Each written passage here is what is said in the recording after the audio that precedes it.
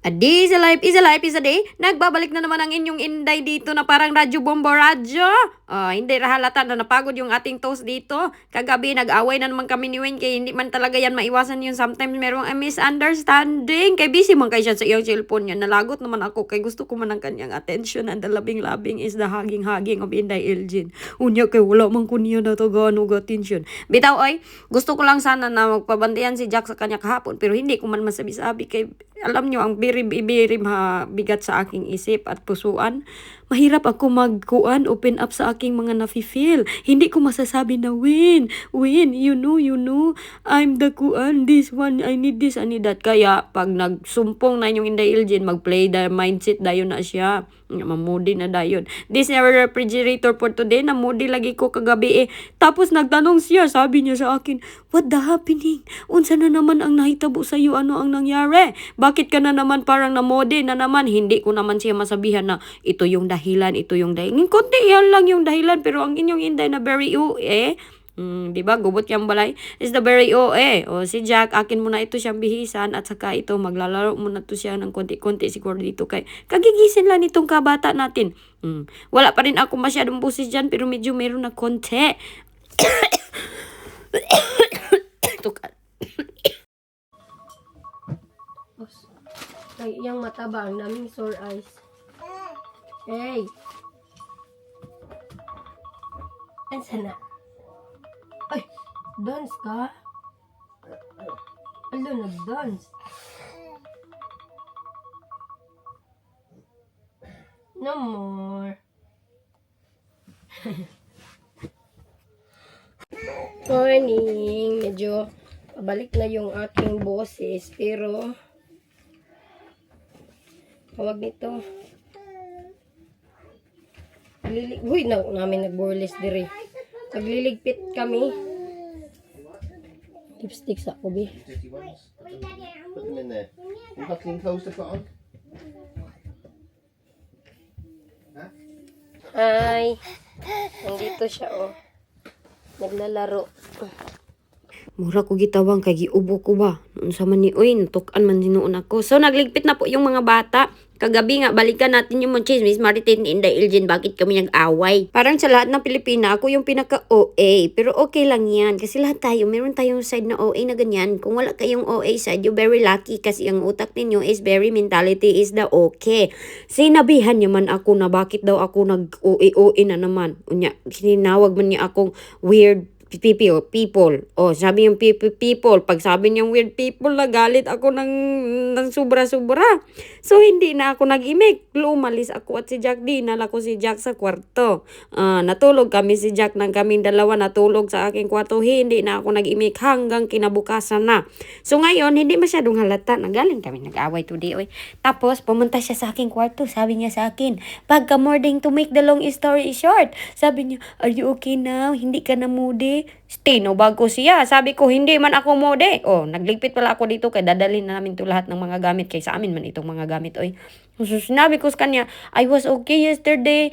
Kahit moody naman na talaga ako. Pero hindi ko masabi ba niya. Pagtawag niya ng weird, mas lalo naman akong nagalit sa kanya. So, sinabihan ko siya. Prank-prank ko siya na pagtawag mo sa akin ng weird, nagalit na ako. Hindi ko maintindihan yung aking feeling and understanding. Kasi nga, ay, ikaw ba daw tawagan ng weird? So, ayun, nag-sorry siya sa akin. I'm very sorry, Inday Elgin, dahil, alam mo, hindi dapat kita tinawag na weird. Ganun siya. Bilib na ako kay Wayne today, kay marunong na siya mag-sorry. Dati hindi yan siya marunong na mag-sorry. Busy kayo yung Inday din na og ligpit-ligpit, kay ayaw ko na may merong mga iwan bitaw na mga, mga gamit. Alam nyo na, kay marami kaming mga kalat dito. So, malapit na ako nito matapos. So, yun na, nag-sorry siya sa akin. So, next time talaga prangka ko na si Wayne kay sometimes pag hindi ko siya prangka, hindi niya alam kung ano yung problema. Sumagot na yung alam niya yung kanyang kasalanan kahit wala naman siyang kasalanan. Ako lang naman ang merong drama testa. So dito, ito yung basurahan nila. Nililigpit ko na ako ng basura kay magtapon daw si Wayne ng basura. Siya yung nag-atiman kay Jack lahat ng dito sa bahay. Pag merong mga ligpitin, mga i-prepare, ako yan. Ayun siya, nagduyan-duyan siya kay Jack. So ako nito, maglilinis sa lahat. Yan, nakapack na lahat ng mga bread inside and everything as sorbalo, empty na, empty. Nahugasan ko na yung mga hugasin, hinugasan ko na, trinapuhan ko na. Kaya pag nag-alis kami, most of the time, ganyan talaga kami. Kasi dati sa Thailand kami ni Wayne mag-hotel. Parang walang tao kay magkuan man maglinis talaga kami pag alis. I don't know kung kayo ganun man din kayo. So dito kinausap ko siya, sabi ko, "Honey, you know what? Kung ganito bitaw na, kung galing tayo sa kuan ngo, na you remember when we were in long distance relationship? Pagpunta mo ng Thailand, maglinis talaga kami." Ayun siya, kinakarga niya si Jack. Dati hindi yan siya nagkakarga ng aking mga anak. Kay matakot man siya nga makamahulog daw kuno na para mangilaga kay sobrang humok. Pero ngayon nagkakarga na siya. Medyo matanda na po si Wayne at medyo namamayat na din. Gigutom ko magkaon sa kube.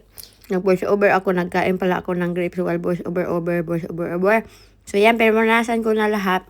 Nagtanong ako dyan sa inyo, kayo din ba? Pag mag-alis kayo, ganyan din ba kayo? Linisin nyo ang hotel. Kaya mahal na ba kayo aning hotel? 300 pound ba ni? Pila na sa, magkano yung sa Pilipinas? Sa Pilipinas, pag 300 pounds, sobrang ganda na. Nasa 5-star hotel. Ay, baka koreksyonan tayo ng mga madam. Hindi pala tayo to hotel. Ano pala to siya? Caravan. Okay na kami. Linis na. Okay na dyan. Nire-check ko lahat na. Titignan ko lahat. As luma, bitaw sa grapes na kung gikaon. Ay, okay na. Empty na yung toilet. Wala na iwan dyan. Tapos, sila Jessica, very responsibility and ability naman kayo. Okay, yung room nila, room ni Wayne. Kami ni Wayne, hindi talaga kami nakapagtabi for to the video and everything na dito kami ni Wayne, hindi talaga. So ngayon, ipapadidik ko muna to si Jack bago kami ay maaga-alis din dito kay bakit nagpaalam na kami nitong aning kuan dito.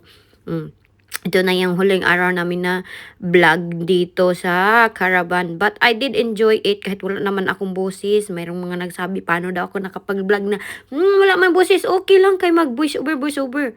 Sinabi ko din kay Wayne na, honey, wala na akong boses. Ay, sabi niya, okay lang yan. Ay, mag-vlog ka lang ng kung ano, tapos i-voice over mo. The people will understand you kasi mababait naman yung mga viewers mo, ha? Tama talaga sila. Ay, mabait talaga.